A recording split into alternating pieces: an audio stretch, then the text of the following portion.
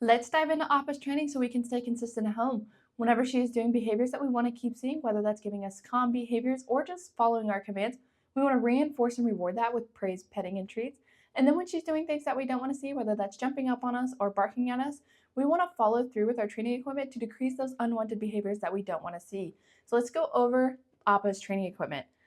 This is her prong collar. She's going to be wearing this whenever she is on a leash. How we take this on and off is we're going to secure one of the links and push through like so. To put it back together, we're going to pinch the prong and put it through the holes of the other prong. And then when she has this on, the leash is going to attach to the D-ring that swivels. And how we use this, say she is in the heel position. Heel is that nice loose leash walking on the left side. Say she starts to pull ahead or she's doing something we don't want to see. We're going to say no, marking that incorrect behavior, pop of the leash, and then we remind her heel. So no, pop, heel.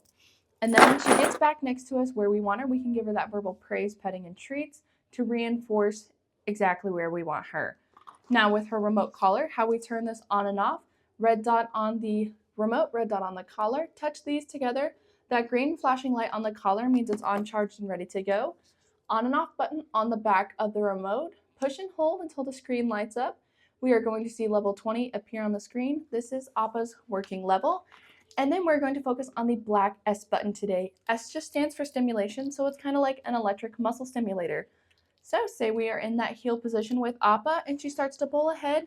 We're going to say no, marking incorrect behavior. Black S button, heel. No, button, heel. Then depending on the level of distraction that Appa has, we may use one of these, we may use both of these. It depends on the situation that we are in. With the remote collar, it's going to be the first thing that we put on in the morning and then the last thing that we take off at night. So we always have a form of communication with Appa throughout the day. With the prong collar, she's going to have this whenever she is on a leash. So in the beginning of her training, she may need the leash and the prong in the house to kind of set those boundaries and introduce the commands at home. And then we can slowly fade away from needing the leash and the prong on in the house, and we can slowly focus on this. But she will be wearing the leash and prong when she goes out on walks. So let's go over her commands. Heel is that nice loose leash walking that we've already kind of gone over. About 80 to 90% of walks should be in the heel position. The other 10 to 20% we can give her that release word free. This is going to be her time to go enjoy the walk and do her business so that she can also enjoy when we do take her out on walks.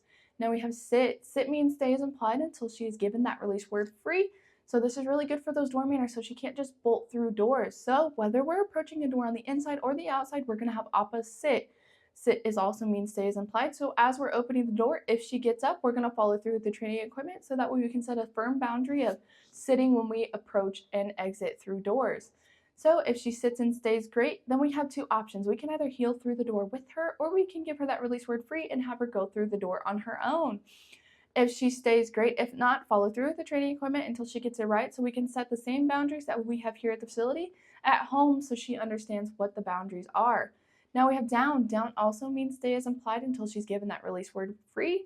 With down, we don't want to release her from a distance. If we walk 10 feet away and we ask her to come to us or we tell her free, we are telling her we are rewarding her for coming to us and not staying in that down stay. So whenever we're practicing the down, whatever distraction we have going on, we're going to go back to Appa and release her from where she is at so she gets rewarded for staying in that down stay and not coming into our space. Also with down, we want to reward as low to the ground as possible so she knows where that positive zone is so she doesn't try to get up for treats and accidentally break the down stay. Now we have place. Place means that stay is implied, but with place, it's a boundary stay. So as long as all 4 feet stay on her boundary stay, her place bed, she is doing place. So she can stand up, sit down, lay down as she pleases as long as all 4 feet stay on that boundary. So with this, we're also not going to release from a distance because we don't want to reward her for coming to us. We want to reward her for staying in the stay command that we are asking. So we can do our distraction, whatever we've got going on. We can release her from where she is. Also with this, we're going to reward on the place bed so she knows that positive zone is that boundary that she is on. When you first practice this at home, I would suggest putting the leash on her. So if she does get off of the bed, we have a way to guide her back to the bed. Also, when company comes over for the first time, I'd put the leash and the prong back on her just so if she does get off, we have a way to communicate with her and bring her back to the place bed. Now we have come when called. With this one, I would suggest having a 30 to 50 foot leash on her so that if she does ignore us and decide to get extra distracted, we have a way to reel her back in like a fish if we need to. So with this one, we want to let her go get distracted and do her own thing because ideally when we need her to come back to us, it's going to be when she's in that distracted state of mind. So we can tell her free, let her get distracted, do her own thing. When we call her to us, we're going to say it in a loud, firm tone. You can say Appa, come, or you can just say come. Once we get her attention, we say come. We're going to go right into praising so we can praise her as she's coming into our space and we can start telling her that that is what we are asking of her. Once she gets into our space, we'll have her sit and then give her the reward. So with this, say that she ignores our command. Say we ask her to come to us and she is too busy being distracted. We're going to say no, marking the incorrect behavior of not coming into our space, pop at a leash or follow through with the remote collar, call her again, and then we're going to go right back into praising because we want her to know that even though we followed through, we still want her to come into our space, and that's what we are asking of her. In the video, you will see me. She gets a little too distracted with the person behind the camera. I say no, I follow through with the remote collar, and then I go right back into calling her into my space and praising her, and then we're still going to reward her. This command is very important, so we're going to reward it every single time so she gets that positive of coming into our space. So even though she makes a mistake out there, we are always going to be a positive. Now we have leave it. Leave it just means don't grab that. I would practice with dog safe foods to start out with. So if she does grab it, it's not too big of a deal. So when you're practicing this, toss something on the ground, say leave it. If she does, great. If not, we're going to follow through with the training equipment. And then we would have the leash on her in the house just so we can guide her into a different scenario if we need to. So that is all of Appa's commands. So we're going to reinforce and reward behaviors that we want to keep seeing, like following our commands or just being calm and relaxed. And then with those behaviors that we don't want to see, whether that's barking at us or anything like that, we're going to follow through with the training equipment so we can decrease those unwanted behaviors. So we're going to have fun, stay consistent. Now we're going to watch Appa do her commands.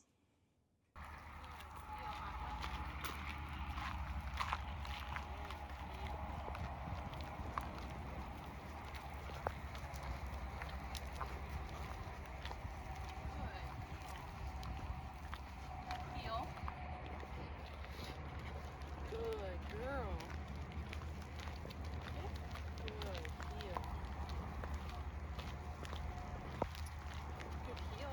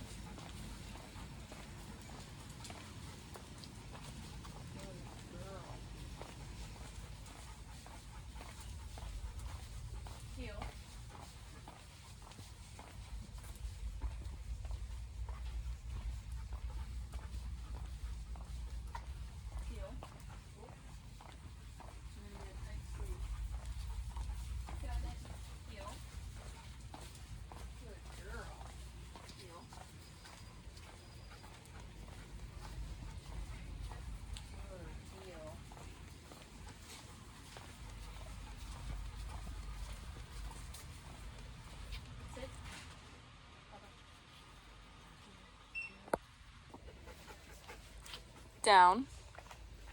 Good girl. Good. Down. Down.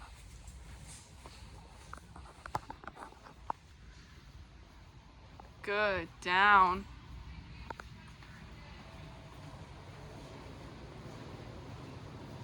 Down.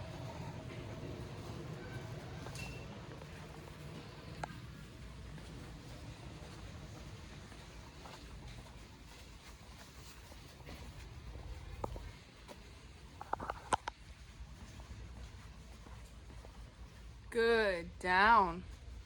Down. Down.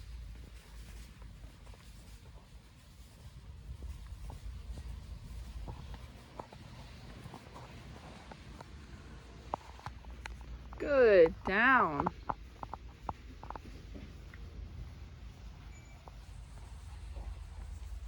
Good. Down. Free. Good girl.